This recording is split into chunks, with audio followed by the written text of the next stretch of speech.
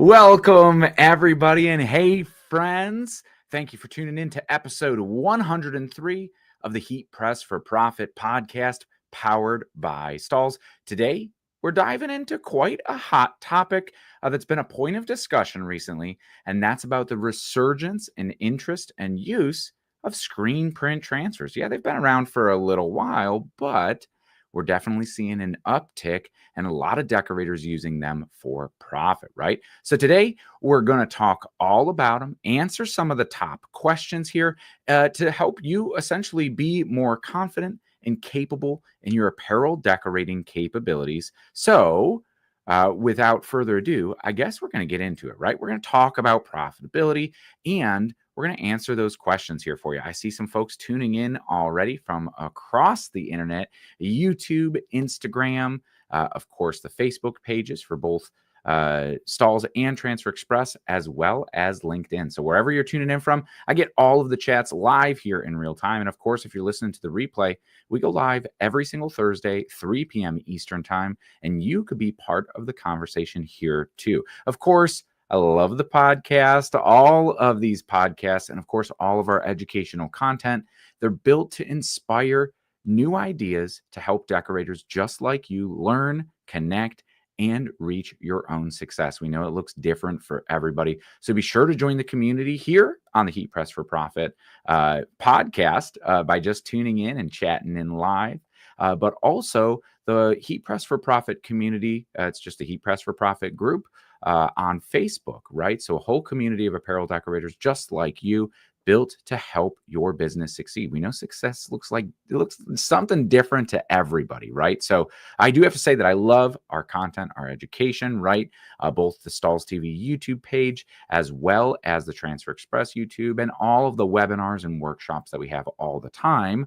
But I love connecting with decorators in person too. I do have to say that I was just down at the Decorated Apparel Expo outside of Nashville, Tennessee last week and had a great time connecting and really having some great conversations with decorators, small businesses just like you. So be sure to check out the events page over on stalls.com or the events page at transferexpress.com to see where we are going to be in person near you soon. I think the next one up is the Chicago area for the next Decorated Apparel Expo, or some, I think there's some more in there too. Maybe some sporting goods event if you're in to that market, if you are a team dealer, right? But let's dive into the content here today. I see some folks joining us and chatting us in from New York. A couple folks from New York right there. That's awesome. That's awesome.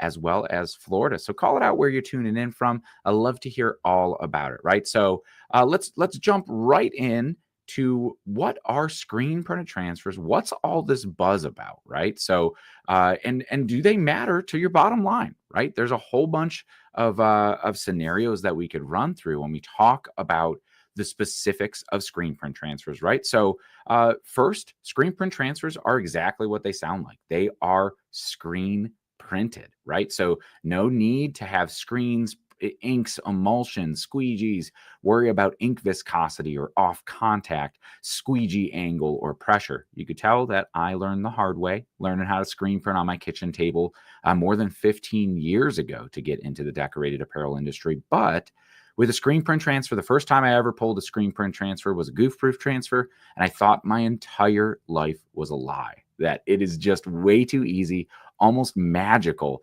to be using a screen print transfer and get that same result. Now, I will just kind of back it up for a little story time. If you don't know me, it took me about 3 weeks to be able to get a print when I first started learning how to screen print that I just felt comfortable enough selling for my band. That's why I wanted to get into screen printing, right? And through a lot of trial and error, the inks and emulsion, and of course, then the off contact and making a mess of a whole bunch of shirts. And I think I had probably a dozen or so shirts that had prints all over them as I kept practicing and trying to refine and get the technique down right.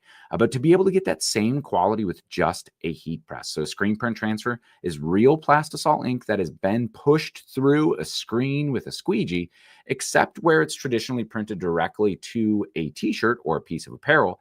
Now this is printed onto a paper release carrier, or in some cases like Goofproof Premium or Inktra, we are looking at a clear PET plastic carrier, very similar to direct to film, right? So we have this screen print essentially that then we're able to apply, right? Now, Goofproof in a single color form applies in just 4 seconds, which is, well, just as fast as it takes to pull a squeegee. So when you talk about the efficiencies of being a screen printer, right, it's great for those bulk runs. And that's exactly where screen print transfers are going to come in as well. But why are they a hot topic of conversation now, right?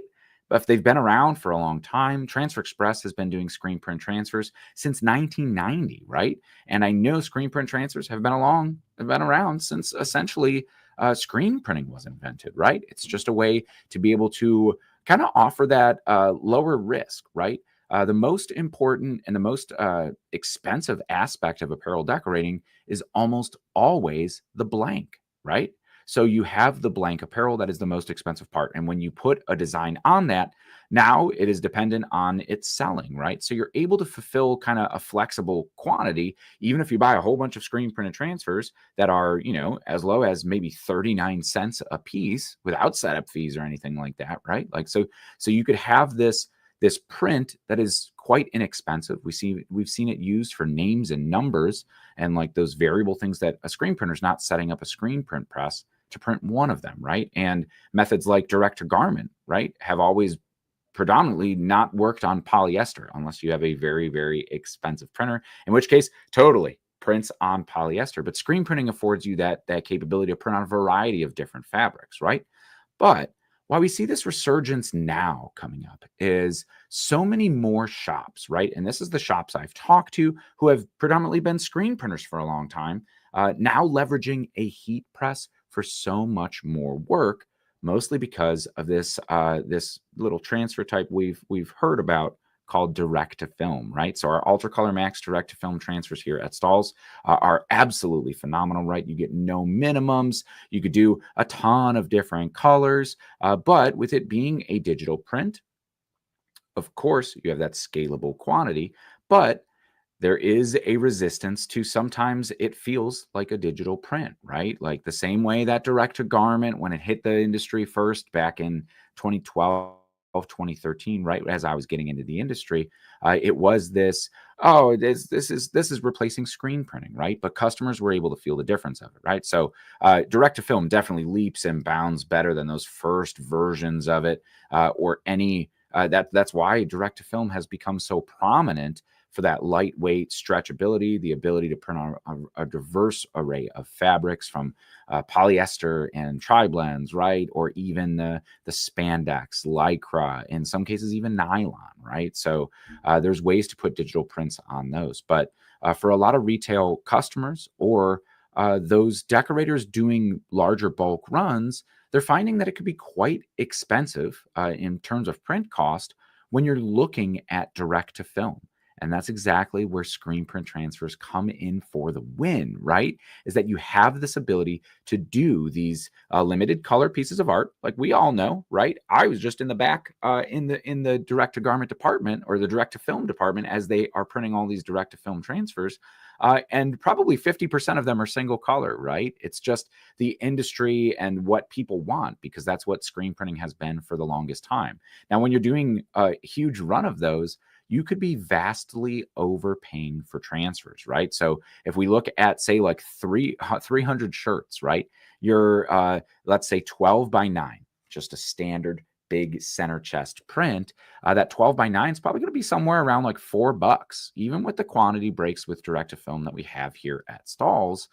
You're going to be in that $4 range for a print, and that's not bad, right? Considering you could have a wide variety of colors or photographic detail or all of these different colors in your design, right? But when you have a single color print, you're not necessarily leveraging the right tool for the job. And that's where these screen printed transfers come in, right? So they do work really well for this low risk, when you're doing these larger quantities or maybe even fulfilling on demand, but you want that screen printed look and feel of the inks of the print on the shirt, right? And that's where screen printed transfers are really going to win. Now, there's a variety of different ways that you could order them from gang sheets. Yes, of course, where anything you fit on the page for the same color ink is all the same price, right? And that's fantastic. But you could also order them as single image, and that's where you're going to get those really super steep discounts. I think 50 sheets or 50 images in the single image program is about the same cost as 6 gang sheets, right? So it all depends. If you're just doing a single center chest print, great. If you're doing a left chest, maybe some inside tags and a full back print, that's where a gang sheet is going to really seriously reduce that print cost. But this is going to be something that we'll talk about throughout the podcast here today, is that the decorators who truly find success and win have multiple tools in their toolbox, right? You can't really, I guess you could put I'm a big fan of analogies, right? And you can totally take a hammer and drive a screw in with a hammer, right? It'll work.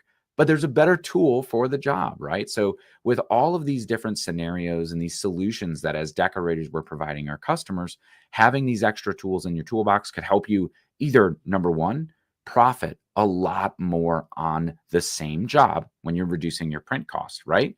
Or that kind of flip side of that coin is be able to offer lower pricing to your customers, right? And when you offer that lower pricing, that helps you compete maybe on price. I always, when we talk about the race to bottom on pricing as a business strategy, right, it is a very, very slippery slope that I like to stay away from as absolute much as I can. In the shops that I've coached and they found success, right, a lot of it is building value in your services. So you don't have to focus solely on price. Is it the turn time? Is it the recommendations for the right style of apparel? Is it the questions you're asking, right? When somebody says like, well, I need a polo. There's a lot of different kinds of polos. And I want, as a decorator, I want to provide my customers with a polo that their customers are going to love to wear if they're reselling them or maybe they're employees, right?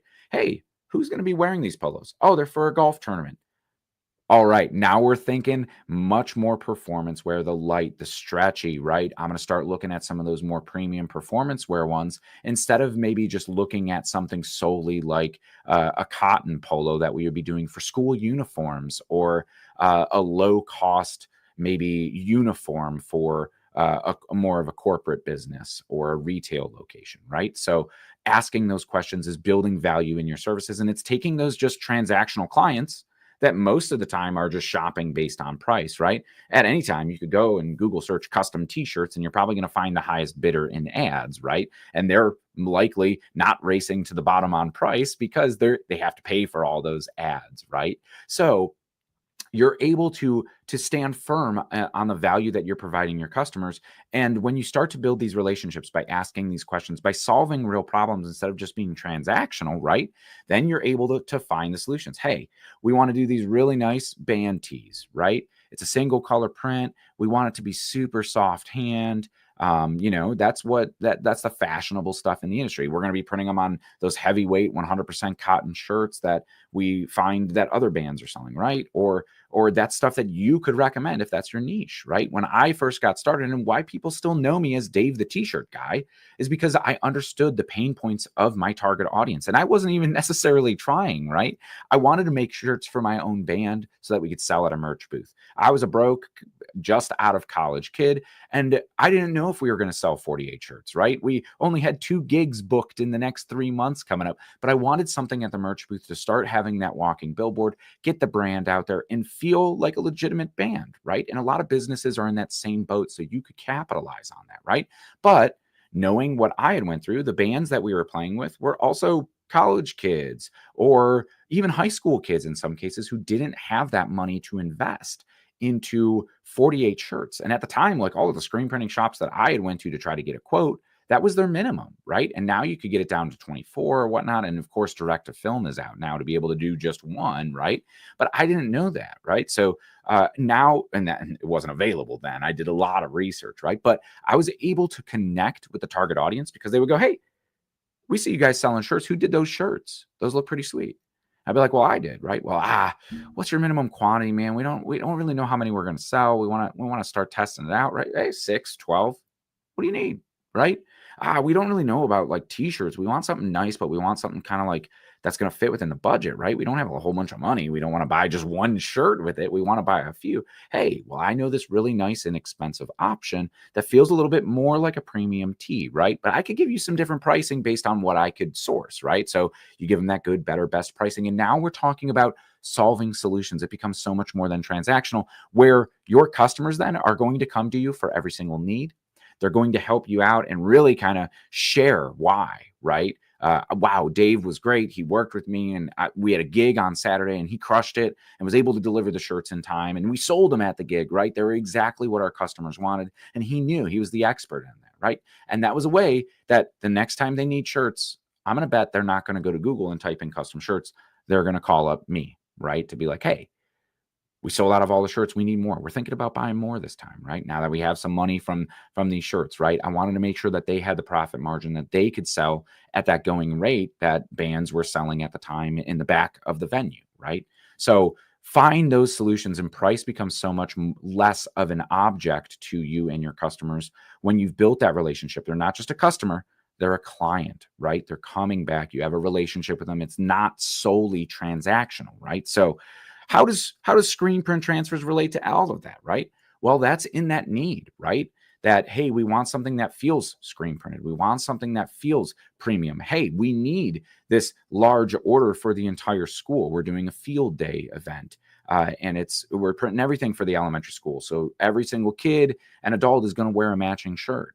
It's going to be the same design. It's just one color. It's in our school color red, and just, field day 2025, whatever it may be. Hey, yeah, of course you could do that with direct to film, and direct to film's great for that, like on demand printing, or that like one off, the low quantities, the high color counts. But when you start to leverage direct to film for those single color, two color, larger piece orders, 50, 100, 150, or maybe the jobs that like typically you would get and you'd be like, I'm just going to outsource that to my screen printer. Well, of course you're outsourcing the profits then too. You don't have to do the work, but you are outsourcing those profits. And with screen print transfers, you bring those capabilities to be a screen printer in-house with one piece of equipment. No inks, no messy cleanup, no chemicals, no degreasers that you have to worry about or stock. No, just a heat press you could store away, pull out exactly when you need it. We see people doing this for printing on site, right? These on-site activations, using a lot of those things too, right? So, yeah, and keep those questions coming in. I'm going to try to answer them here. So keep those questions coming on in if you're tuning in. I'd love to answer your questions about screen print transfers, and I'll get to that one here in just a minute, right? So how do they really compare to DTF? Is number one, it looks and feels like a screen print. It washes and wears like a screen print.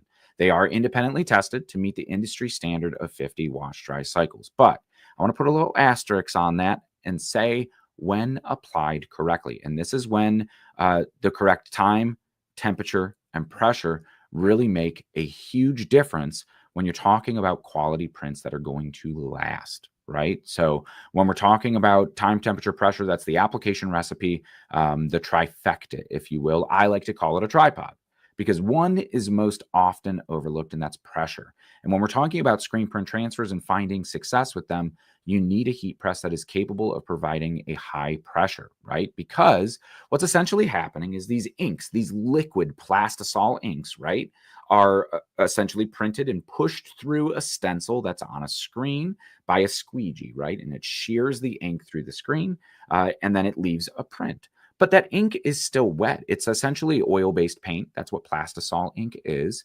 I always, a little part of me, after being in the print industry for so long, when a lot of people call ink paint, it hurts me, right? But that's the easiest way to say, to draw a comparison to something that somebody might be familiar with. If you're not used to working with plastisol inks, they stay open, right? They are liquid even in open air. They don't air dry, right? So once we print to a sheet, how do we get them to the press or shipped in the mail, right? But they go through the dryer, essentially a conveyor curing oven, and they get gelled, essentially, right? So that's essentially taking that wet ink, heating it to not all the way to be fully cured, but gelling it so at least it's dry to the touch. Now, it's not a super durable screen print. I used to screen print posters, and you could try to scratch the ink off the paper and you start destroying the paper, right? But with these release papers and with screen print transfers, if you rub the ink, it will come off the release paper because it's not fully cured, right? It is still active in a way. It's dry to the touch, so you could stack the pieces of paper on top of each other and it's not going to smear ink anywhere, right? And in many cases, the screen print transfer will receive a powder coat of an adhesive, very similar to the direct to film process, but just not digital, right? All of this is the way that screen printing's been done in all of these print shops for a very, very long time. And then what happens is you get it to your press, you're able to apply it, and you're ready to go right on out the door, right? But what that powder adhesive does on the backside is allows it to be applied in that 4 seconds, right? And really allows it with that firm pressure of the heat press to sit down in the fibers of the t-shirt. If you haven't tried screen print transfers, go get yourself a free sample right now and press it with the equipment that you have. And you're going to see this absolute incredible quality of a print that especially the goof proof transfers are the lightest weight screen print transfers I have ever printed with, right? And some of the most durable when you start to stretch the print on it, right? It's not immediately cracking and falling apart when applied correctly. Because just like with any screen print, right? Not heat and heat transfers in a way have gotten a bad rap because of improper application. I'm not knocking anybody at any point for leveraging creativity to make something, right? I am a maker and always have been my entire life. So I know people are like, oh, Cricut moms ruined it for everybody, right? But really improper application ruined it and gave heat transfer vinyl a bad rap for a while because it was peeling and cracking because people weren't applying it to the correct application settings. And that's the same way for any printing method, right? With screen printing. If that screen print, people say, oh, screen printing is the most durable. I've gotten screen prints. My favorite barbecue restaurant in Texas. I won't say who it is, but if you see me at a show somewhere or you see me in Texas, I'll probably be at this barbecue restaurant, right? But I bought a shirt from there because I love wearing t-shirts, right? Even still in the industry, love printed t-shirts, and I love supporting places, that I'd be happy to wear their stuff, right? Bands are still number one, right? I love representing bands and wearing band tees around. But this barbecue restaurant put the shirt on for the first time, not even washed, and the print's cracking, right? So over cured or under cured, that's why application instructions matter so much. I got a shirt at Long Beach from the Impression Show this year, right? And loved it. Awesome design on it, printed on an AS color blank, which are some of my favorite t-shirts to actually wear. I just think they fit me well. They feel great to wear. They wash good, right? But I wear this shirt immediately, get it from the show. I put it on that night. We go out to dinner and everything. I come home, throw it back in my suitcase. It gets in the washer once and half the print washes off, right? And I know exactly what happened. Somebody reached in the dryer and pulled it out before it was fully cured because half of the image is perfectly fine. The other half just isn't cured, right? So improper application is the reason that you're not having that nice quality durable result. And we could get into heat presses. I think that's a podcast for another time. I want to stay on screen printed transfers here and really the benefit that they bring people's business as decorators, even as distributors, right? To be able to, if you're working with somebody who's just outsourcing printing to you, this is a way that you could get a scalable quantity, right? You could get screen print transfers in as low as 6 quantity and even all the way up to 300 or 400 shirts. The largest order I've ever done with screen print transfers is right around that 300 piece mark for a large event, right? And it's fairly easy to get through it and quick, especially when you're doing that 4 seconds. So when we reel it back to the comparisons back between direct to film and screen print transfers, it's not just the print cost for those limited color, high quantity orders, right? But it's also the time. The printing time with direct to film. Of course, our Ultra Color Max transfers here are a single step application, 15 seconds, and a hot peel, 290 degrees, low temperature, great for those polyesters and stuff and the heat sensitive fabrics. You're typically under that threshold at that 300 degrees or lower. So 290 degrees for direct to film, it's great, right? But that 15 seconds application is still triple the length of what it takes to press a goof-proof transfer at that 4 seconds, right? So when we're factoring in, not just the print cost is lower on these larger runs, but now our labor costs for running the job are much less. We're going to get that job out the door in a lot less time standing at the press, which is going to increase our profitability on the order right there, right? And when we talk about pricing, and that's always something like I get asked all the time, hey, Dave, what would you charge for this, right? And I don't know your overhead costs, right? I don't know what you're paying yourself labor costs. I don't know your geographic area, right? Because that's the kind of stuff that differs. I don't know necessarily your experience or how fast you print a shirt, right? So those are all things that I encourage any decorator serious about growing their business and profitability to set some metric up, right? You need to set that metric up so you can measure it time and time again.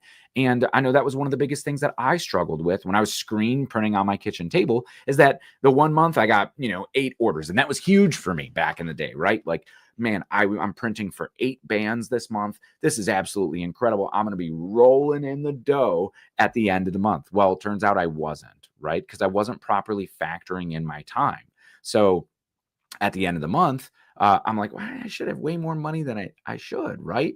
But I wasn't able to send the emails because I was too busy printing and I was spending too much time fussing with the proper placement. And I didn't have the tools that help me be more efficient, right? And it's like investing in those things up front really not just only expand your capabilities, but help you print shirts faster. So that's one thing that, like, when we talk about retail pricing to the end customer, it becomes a little bit of a slippery slope. Now with, of course, screen print transfers, you're paying 39 cents. You could double the print cost and it's 40 cents applied to a shirt. But you're going to also double the cost of the blank goods, right? That cost times 2 model is usually a pretty simple method to ensure you're going to be making money on your order. And sometimes you're even selling yourself short still too, right? You should be charging more than that on a specific scenario. Like, a lot of decorators that I talk to who are doing one shirt, if somebody just does one shirt with, like, say, direct to film, they're not letting that go.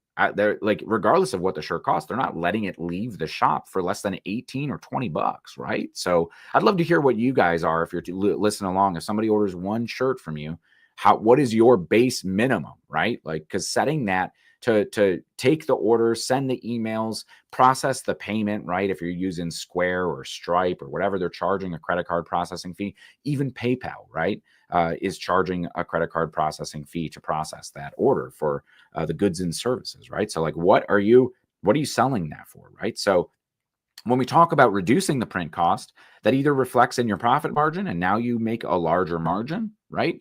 Or you are able to compete with those crazy online offers because you know that it's going to be, oh, this is only 4 seconds to press. It's a single step application, right? And that's before I get too much farther on the application and the time savings, that's saying you're using a single step DTF, right? Which I know there's tons. I was just at the DTF Expo a couple months ago out in Phoenix, Arizona, Mesa, Arizona, and there's still a lot of dual step DTFs. Yes, peel it, cover, repress. There's even still cold peel films where you remove the shirt from the press, set it aside, wait for it to cool to room temperature, peel, put it back on press, and press again for 15 seconds to fully seal it down in the fibers of the shirt, right? That's now 30 seconds of pressing time compared to a single step 4-second hit. Now, over one shirt, cool, whatever, doesn't really make a difference. But when we're talking quantity, right, we're talking about these larger bulk runs, 25, 36 pieces and up, right? And I mean, a bulk run for one decorator might be that 36 pieces, where another decorator is like, no, our bulk, we start considering at 100, 150 plus, 300 plus, right?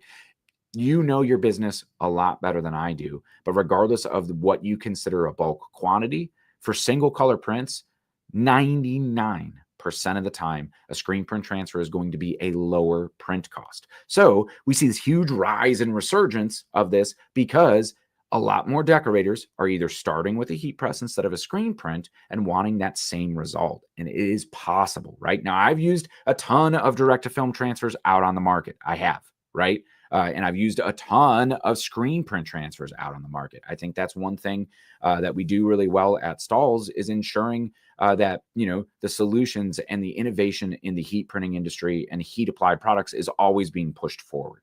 And that is something I admire of the team that's here. I am incredibly proud to call them colleagues. And every time I go and chat with them about any print method, I think I'm a nerd for any way you could put ink on a substrate. And a lot of what they say just straight over my head. They are talking about surface tension and ink densities and looking at stuff under a microscope. I went to art school, so I didn't have to do math, right? And I'm a nerd, and I love science as much as everybody else. But some of that stuff is so specific to like ensure that you have the absolute best product, which is really cool. But some screen print transfers out there on the market, man, they feel thick. They are thick and stiff, and they don't move with the fabric, even with like a 4.3 ounce shirt that I'm wearing right now, right? Like you feel the print heavy on it, where that goof proof transfer is so lightweight. It moves and flexes and almost breathes with the fabric. And that's really where you get that like really nice retail quality, right? So fabric compatibility wise, right? We've talked about time savings. We've talked about cost savings. Let's talk about fabric compatibility because yes, I would say 90% of what I've printed on in the last 15 years is 100% cotton, right? But there are also those tri-blends, the 50/50s, the 60/40s. We see a lot of recycled polyester or RPET fibers entering the industry now here today. And those are great, right? You could call me a tree hugging hippie. I think it's awesome that we are taking plastic bottles out of the environment and making clothes with them. Man, what a time to be alive. How cool is that, right? But the trade-off of that is that plastic is a little bit more sensitive to heat than natural kind of woven polyesters. Natural, of course, polyester is totally man-made. It's not a natural fiber like cotton, but those more native polyesters, let's call them, are a little bit more receptive to heat. So that's where you want to do a lower temperature transfer. Now, we're talking goof proof, right? Does have two application temperatures. So we do have 365 degrees for cotton and blended garments, right? Which that 365 is what empowers you to do that 4-second application. Now, when we get to polyesters, synthetic fibers, pretty much 100% polyesters, right? You want to ensure that you're using that lower application temperature at 325. Again, application is paramount for those long-lasting results. So be sure you're following the instructions: time, temperature, and pressure. And like I said earlier, they're a tripod, right? And the one that's most often overlooked is pressure. So it doesn't matter how accurate your time or temperature is if your pressure is not accurate. If you remove one leg of the tripod, what happens to the tripod? Well, it falls over, right? And that's the same way that we have to look at application. It is those three specific things that you get with a quality heat press, and you don't even have to worry about it, right? But that is right there quality that could set you apart from somebody, right? Solving those solutions sets you apart from anybody with an iron and able to order DTF transfers off the internet, or anybody with some heat transfer vinyl and a Cricut, right? You're able to provide those solutions on the maybe extra apparel. It's a quarter zip, right? It's fleece. And that's the stuff that they're never going to have that quality retail ready result, regardless of what transfer type they're using, right? Whether it be direct film or heat transfer vinyl, when you don't have the equipment or the knowledge to be able to do it, which is why you're probably here right now hanging out with me, learning, bettering yourself, bettering your business, absorbing that knowledge that then you could pass along that makes your business better, more attractive to your customer, but more importantly, solves the needs of your customers and positions you as the only source that they are going to, right? And because you know it, you positioned it well, now they're going to go tell all their friends, right? Which is going to be this exponential marketing effort that, well, you don't have to pay for. And because they paid you money to do that work, you actually got paid for it. So that's why I always urge, going back to that, we're at the race to the bottom on price. It is a very, very slippery slope. And so, yeah, fabric compatibility, though, for synthetic fibers or like spandex, lycra, there are screen print transfers specifically designed with adhesives to adhere to those fibers. AquaTrue from Transfer Express is a great example of that, right? But when we talk about this pricing comparison that I brought up even earlier, before I get too far removed from price, when we look at that 300-piece job, 12 by 9-inch print, right? A screen print transfer is going to be 39 cents. No setup fees, so 39 cents for each individual print. And when you compare that to 400 or $4 or something, $4.60, you're talking about a cost difference over 300 shirts of almost $1,200. Yeah, absolutely incredible. Well, we went through a whole bunch of different pricing scenarios over on the video that just came out this week on the Stalls TV YouTube channel. And we look at everything from 25 quantity all the way up to 300 plus. And you can see that typically it's right around a 70 to 80% cost savings when you have limited color artwork. Customer sends you a logo with just white one color, right? That's the vast majority of what I've printed over the 15 years. And what I see a lot of decorators printing now is like white one color, black, or white ink, right? So when we are saving up to $1,200 on every single job, that is serious profitability right there, right? So, one thing too is I want to cover before we get wrapped up here is just to ensure, the mistakes, right? I get a lot of questions of, I see I watched this video and mine doesn't turn out that way, right? So how these mistakes hurt your business and how overcoming them could severely help your business too, right? So of course we talked about the importance of the time, temperature, and pressure. But of course, when we make mistakes, limit those mistakes, right? Like I mentioned, the blank apparel is the most expensive part. And when I was learning how to print, I made the mistake of like, oh, I misprinted that shirt. Man, okay, I'm going to get it right this time. Let me go aim for another shirt and do another center chest or a left chest print. And nope, I screwed it up again, right? And so make sure you dial it in. If you're having any issues, use that misprinted shirt already and just print in another location. So you're limiting the cost of these mistakes, right? So want to do it, right? Thank you for, I look like Tom Hardy. I will take that compliment.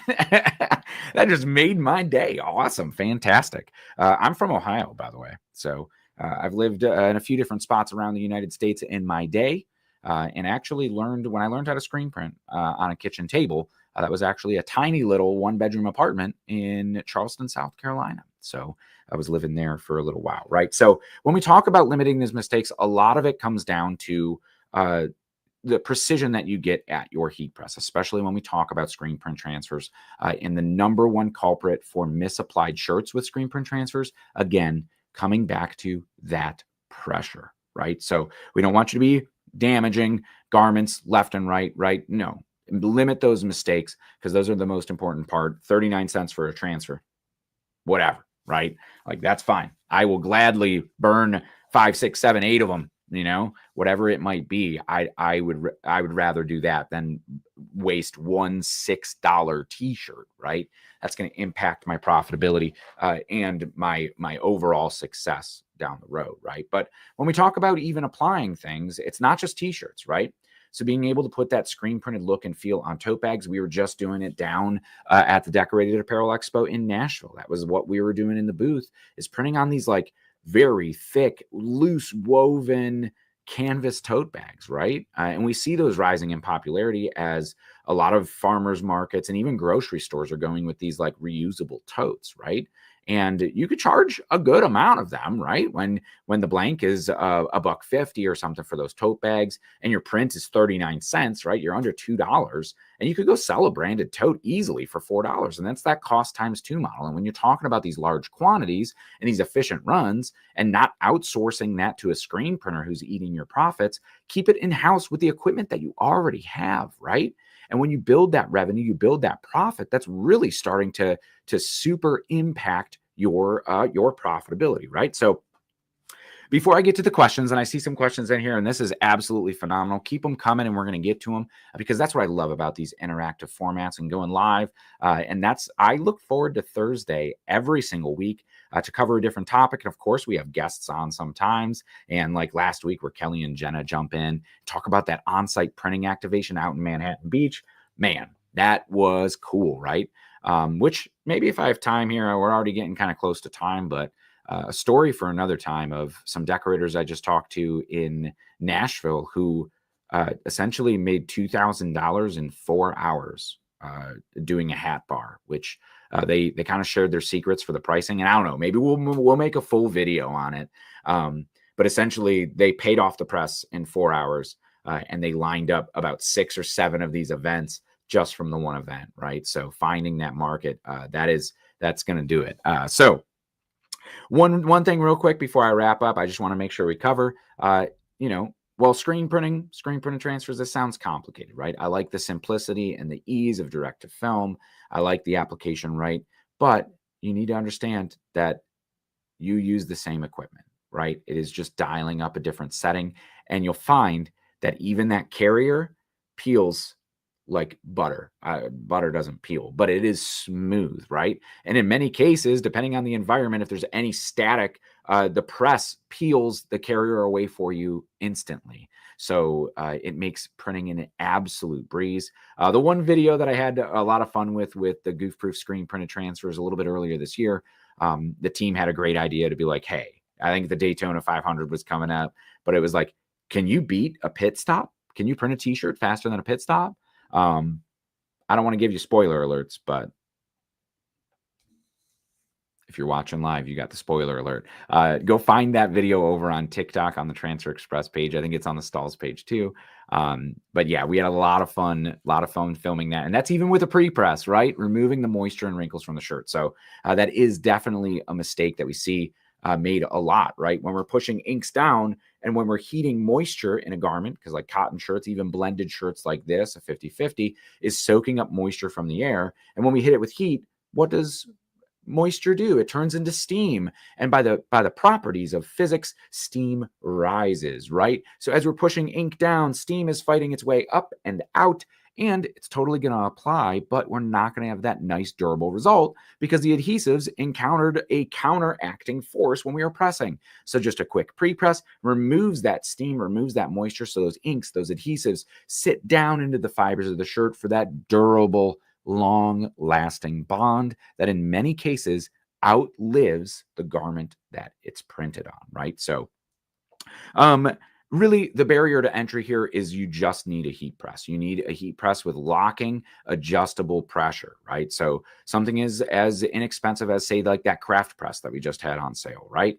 The Max Press, the Hotronix Auto Clam. You don't need a super pneumatic, high pressure, high powered machine. No, you need better than an iron, right? You're never going to get quality results with one of those big presses that like you have to put your body weight pressure on, or with an iron. Screen printed transfers are going to be the largest culprit of that. And that's why a lot of folks say like, hey, I don't have success with them. I can't get them to print right. Like, are you printing with a medium to firm pressure? No, I just kept it set at whatever I've been pressing HTV, or like I've used sublimation and like the inks just don't look good on that, right?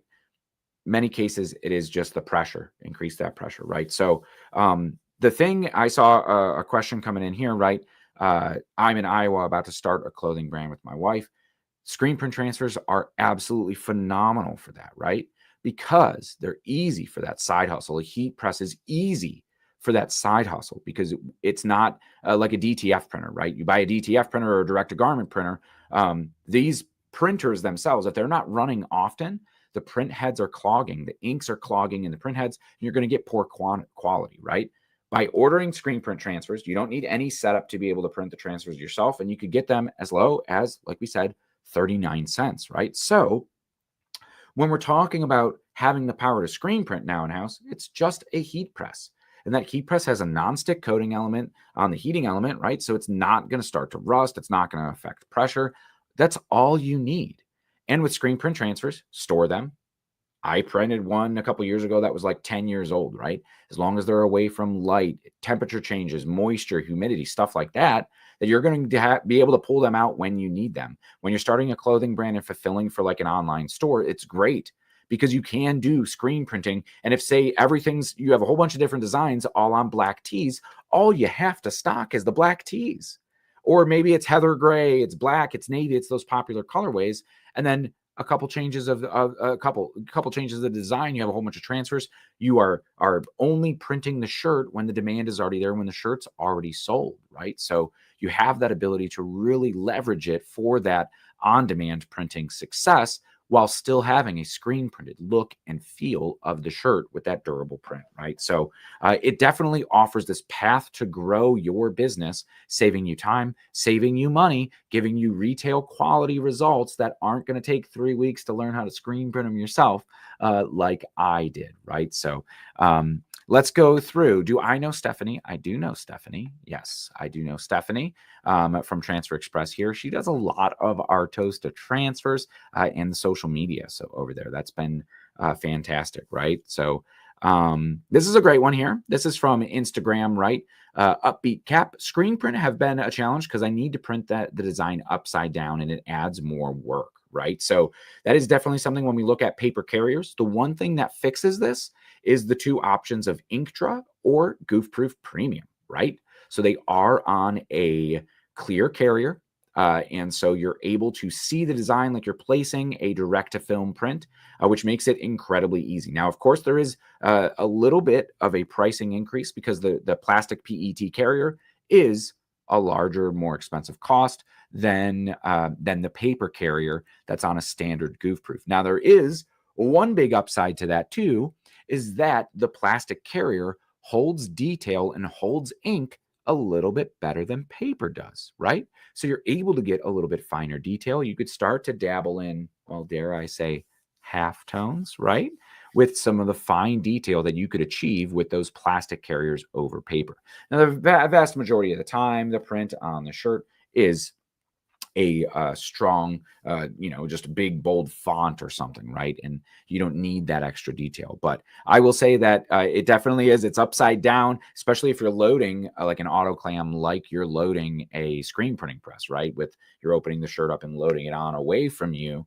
That now your shirt's upside down and your print's backwards and you can't see through it. In many cases, you can still kind of see a ghost image of the ink through the backside of the carrier. But like Goof Proof transfers have a grid line printed on the back of them that isn't always perfectly centered to your design. But if your design is not crooked on the sheet, you can look down and really kind of place it and know you're centered straight up and ready. Now, one thing too with Goof Proof transfers in that single image program is that they are perfectly cut and centered on the page itself. So if you align your shirt properly, all you have to do is align your print properly and be able to do that. But that's a great thing. Feedback like that is always great. And I love if you ever see me at a show, we could spend some time and I want to build your confidence.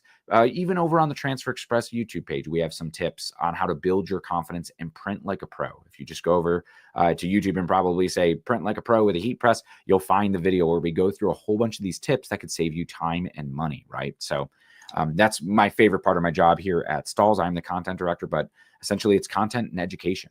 My job is to ensure you could be successful, right? And provide you with the maybe insight to some of the mistakes I've made over the past 15 years of misprinting t-shirts so that if you just could save one t-shirt, everybody wins here, right? So Streetwear says, you inspired me a lot. Thanks. Absolutely. I am. It's the reason why I come in the morning and get so excited about this stuff. Of course, I'm a nerd about all things print, but I am a nerd about helping people out. That's one of my favorite things to do in life, right? And having a job where I get to do that is just so, I'm so fortunate every single day to share my experience to help you grow your own business. And I know how much passion and risk, right?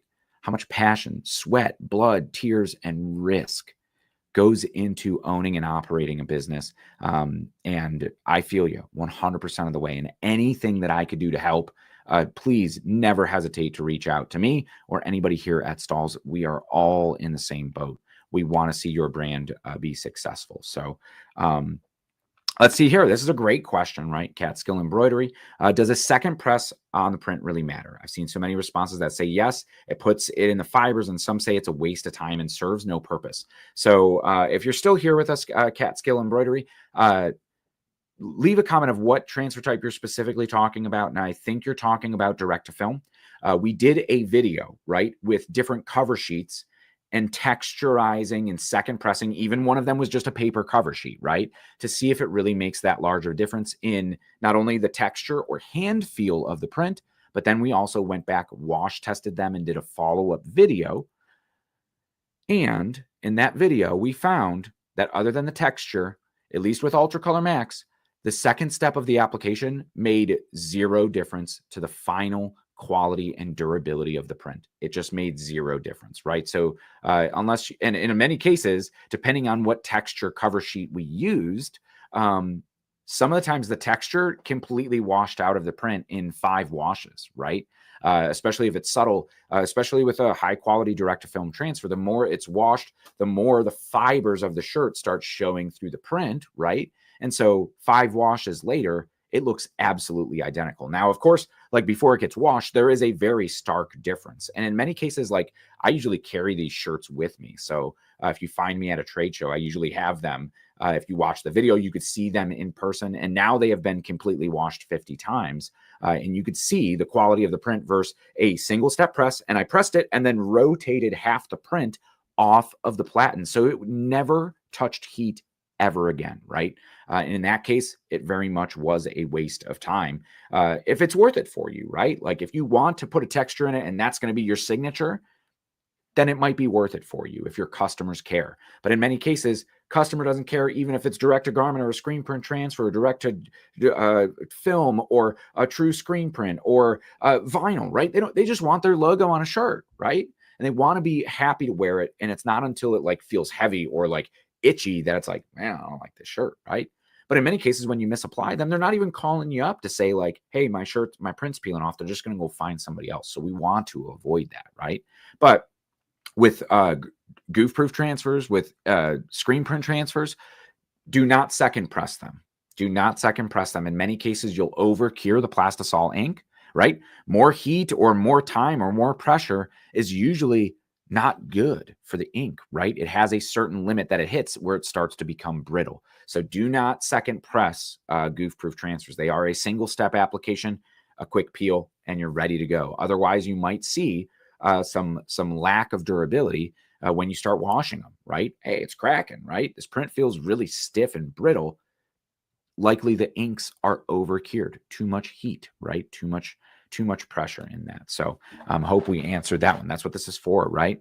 Let's see this one here, right? Rutger says, I love the goof proof. A great quality, and you could apply each print within 10 seconds, especially with the tools to help you line up the print. Yes, with that grid line on the back, or you know that the print is just a 1 finger length below the collar, and then when you're doing it, you just do 2 fingers to the top of the paper, and then my print's going to start right here, perfectly right where I need it. And yeah, 10 seconds is what it takes to about, for me, for loading a shirt on the press, a quick 2 to 3 second pre-press, put the transfer down, press for 4 seconds, peel, and pull it on off. So a shirt from not on the press to on the press, off the press, completely finished is about 10 seconds for me. Of course, when you time that and factor in how many shirts could I do per hour? What should I be charging per hour? What should I charge per shirt? And that's where you get your labor cost in there. So yeah, 10 seconds to do it. Even if you're doing a multicolor screen print, those do apply for a little bit longer time and extended dwell to ensure that those inks truly kind of liquefy and then move their way into the fibers of the shirt for that soft hand, durable, retail quality print, right? So let's see. I see a lot of highs and a lot of highs in there. Why are there less color options with premium versus standard goof proof? So that is just pilot here for launch. Those color options are actually, I think they account for more than 98% of all screen printed orders. So those are the most popular colorways, but because the ink is mixed slightly different, that we just don't stock all of the same standard ink colors that we do for our goof proof transfers. That's why now with goof proof premium, I believe you still can get a custom Pantone match if you want. So if one of those standard ink colors is not within the bounds of the color that you need, I believe it's $25 per color per order. It may have went up to $30 this year per color per order, of course, as ink costs rise. We try to keep the cost low everywhere we can. And of course, having those specific spot-on Pantone matches is really a true benefit to screen printing. It's not a digital print, right? Now, direct to film and the new inks from Ultra Color Max for Stalls and Transfer Express are, wow, like they could replicate color really, really well. But when your customer says like, no, I need that 123 McDonald's yellow, you just tell us Pantone 123 and we will mix that exact color for that McDonald's yellow, right? If you ever have one of the color selector swatch books, I have one right here, an old one actually. These are great because it's actually the real plastisol ink that we screen print to a transfer and then print down on real fabric. This is Pellon like embroidery stabilizer fabric. So it's nice and rigid. You feel the quality of the print, nice and soft. This takes 102 physical screen printing screens to make this color selector swatch book, right? But this is the real ink color that you will see when you order it. So it's great to have one of these. Ease the purchase anxiety for customers that are like, well, I just want to make sure the color is going to look great on my shirt, right? And so like if we go to our blues and I want to make sure that that midnight blue is going to stand out on my shirt. Yep, sure enough. Ooh, maybe that one won't. And maybe we will go with navy, right? And that's how you're going to do it. It always is the worst to figure that out once the design is printed to the shirt. It really is awesome. These are like Pantone books. If you're a designer, except those are a fraction of the cost of what a Pantone book actually costs. But that's a fantastic question. Let's see. We're going to go back through some more here. This is a great question. DJ Kev, one-on-one from YouTube. What are the most popular box t-shirts requested nowadays? So the big boxy style, the heavyweights, the crew neck t-shirts. Definitely, I think number one that depending on what market you're in, the Comfort Color 1717 really rose this trend up. I love the Hanes Beefy Tee, the 5180. Now, the Beefy Tee has a fun story. It's celebrating 50 years in production, so it is very timeless, right? But a lot of those kind of retro 1990s, grungy, maybe sportswear with like that, I call it almost like the bootleg style or like hip hop shirts. That became really popular in the past couple years, but were very popular back in the 1990s, right? Those were actually printed on the Hanes Beefy Tee. Like that's what t-shirt they were being printed on. So you could really get that same exact blank. Hanes is still making it. That's the 5180. I know Bella Canvas just released the, what is it? The 3301 or the, I don't know the mill number offhand. Still new, but that is like a heavyweight 7 ounce. AS Color has the minus T, which essentially is a standard heavyweight tee, but they actually bring the bottom hem up 2 inches for more of that like boxy kind of cropped look. And when we say cropped, right, I see one in here when we talked about crop tops, and I promised the one day I was going to make a crop t-shirt, right?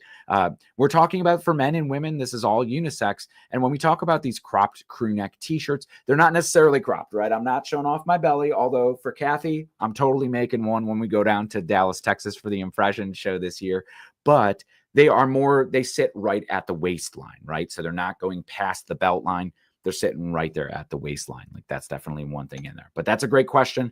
We actually have a great video on all heavyweight tees. You could do the American Apparel 1301, a little bit boxier. That's 5.1 ounces. The Port & Company PC61 in a 6.1 ounce. That is a little bit more on the heavyweight side. That one is very, very budget friendly too. Same with the 1301. But those are a little bit more of those, like those have always been the staples. At one of the print shops that I worked at, huge commercial print shop printing for some of the biggest names in the industry. It was a lot of that. It was the All Style 1301 at the time. Now it is the American Apparel. All Style got acquired by Gildan. So did American Apparel. They merged the 1301 as it is this more like kind of streetwear fashion forward type of tee. Back in the day when we were printing them, I think they were $1.19 blank for a black t-shirt. Like, oh my gosh, man, I yearn for those prices now. Post-pandemic, right? Awesome. I see that I answered some of those questions in there, right? Karen says, hat bar sounds cool. Please share so I could use that hat press that I purchased and haven't used. So, man, maybe that might have to be for another time in a very short, kind of quick explainer. Because I know you probably got t-shirts to print here today and you should get back to it. Or maybe you're listening to me while you are printing t-shirts. And in that case, I salute you. Kudos to you, right? So essentially, you take a hat press, you go to an event. The one specifically was at a brewery event. It was for an anniversary. So they knew that there was going to be hundreds, if not thousands of people there that night. Well, they said, hey, we want to do some online printing or on-site printing. We did those hats from you guys. It turned out awesome, right? So they go out and they pick up a Hotronix 360 IQ capped press to be able to offer dimensional decorating and do PVC patches, leather patches right there on site, knowing that they're going to get a quality result, right? I think that press pulls about 6 amps, so you could plug it in just about anywhere. We do recommend you put it on a dedicated circuit, though, just to avoid any electrical issues. Don't play with that stuff, right? Not fun to get shocked. All right, sidebar over.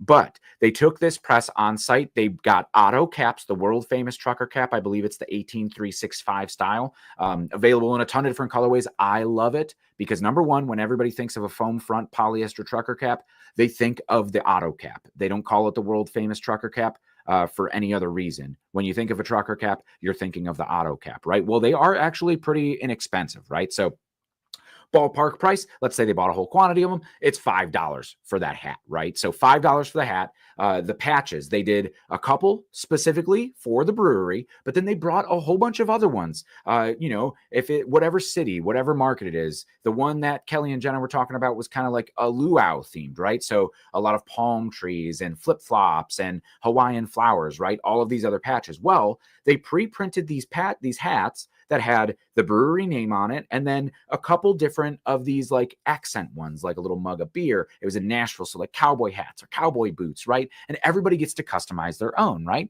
Well, each one of those patches is, again, less than $3, $150, $2, $250, whatever quantity they're getting them. And so you show up with all these different patches, and then you charge $25 for the hat with one patch, right? Well, you're already making $13, $14, $15 on every hat, right? Aside, after the print cost. And it only takes 30 seconds to decorate these. You're not even placing things because the people customizing them are usually taping them on and saying like, I want this here, I want this here, right? They're picking everything out. But it's $25 for one patch, one hat. We say our print cost was just ballpark $8, right? So we are making a lot of money on per hat. But then you mark up each individual patch on top of that.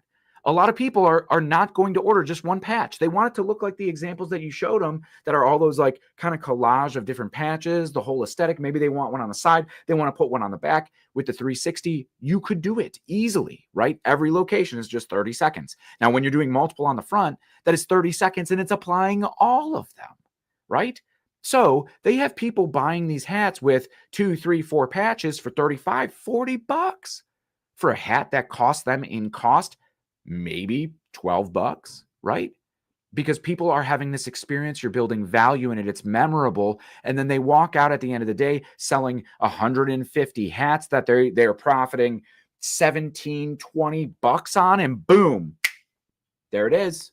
You just made all your money back, paying off that press in a matter of hours. It's just finding those opportunities and putting boots on the ground and actually going to do it. The money's there. It's super popular. There's businesses built solely on franchising out these hat bars. They're going to be everywhere. If you aren't taking advantage of it now for your customers, odds are you know a school that's maybe having an end of school field day or graduation ceremony or an after prom. What better way to put this customization in the hands? We got way off track of screen printed transfers. Look what you guys did to me. Karen, a fantastic question. And at least we get to answer that one pretty cool, right? So awesome. I'm just going to go through the comments here. Just make sure we didn't lose anything here. A standard time frame for orders, right? For Angie, great question. I'm going to loop this back to the screen print transfers. We're reeling it back in here. But the standard turn time is next business day. So ordered today, they are shipping out tomorrow. So that's why screen print transfers and why Transfer Express has been doing it for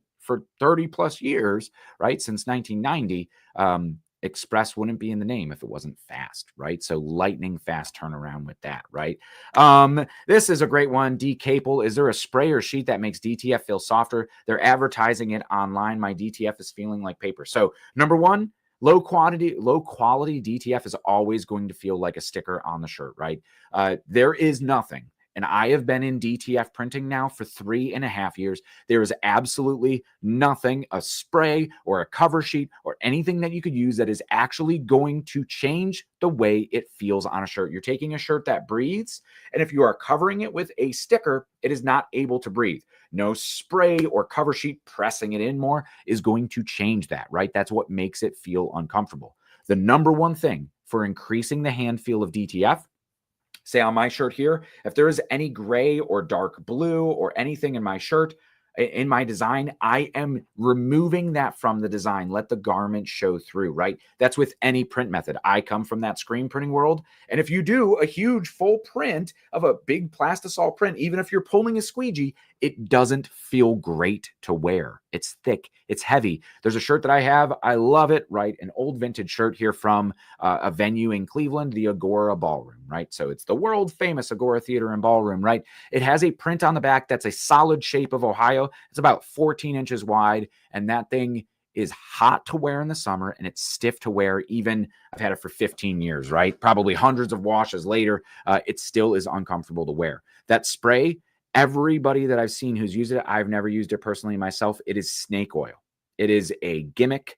And from what I understand, from the sources that I trust in the industry, my buddies who have never led me astray, they say it smells like you're going to need to go to the hospital, like strong chemicals that you're introducing to your heat press. You're introducing a second step.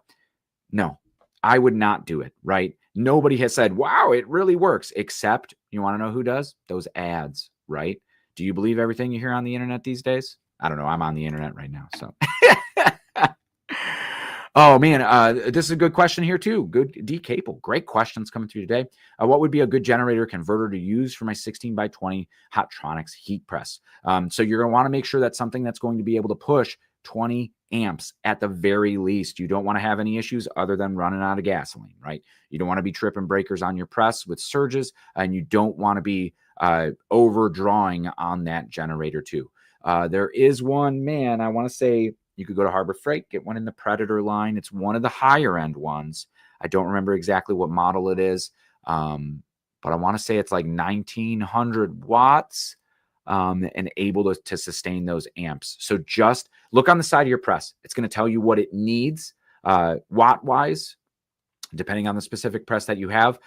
And it will also tell you what your amperage is. And just go compare that. Get something that doesn't just meet it, but exceeds it, because you're going to want to charge your phone or plug in a computer or something, a POS system, wherever you're processing your transaction on that. Just look at that and ensure that you're going to go a little bit higher. I'd much rather pay an extra $50, $100 to have that peace of mind and that extra capability than have to go buy another generator for essentially double your investment in there. So awesome. I want to thank you guys so much for hanging out. We went a little long today, but great questions, great interaction. Absolutely. Like I said, I love looking forward to Thursdays to be on the Heat Press for Profit podcast here with you to be able to help your business. We're going to be back next week, same time, same place, right here across the internet, and allow you to essentially learn, connect, grow as a decorator, as a distributor. Maybe if you're a team dealer, maybe if you're brand new to starting a business, you want to start that Etsy store, and this is the time, this is the place. We've got the resources for you, right? And we are in your corner 100% of the time, here to cheer you on. Be sure to join that Heat Press for Profit community over on the Facebook group, and be sure to tune into live next week, Thursday, 3 p.m. Eastern time, right here, all across all of these social media channels, right? Man, some great questions still coming in. We'll get our social team to be able to at least comment on there for you guys and answer those questions. But we'll catch you. We'll catch you next time. But until then, happy pressing. Thanks for joining me today. Great conversation. Great questions. Thank you, guys.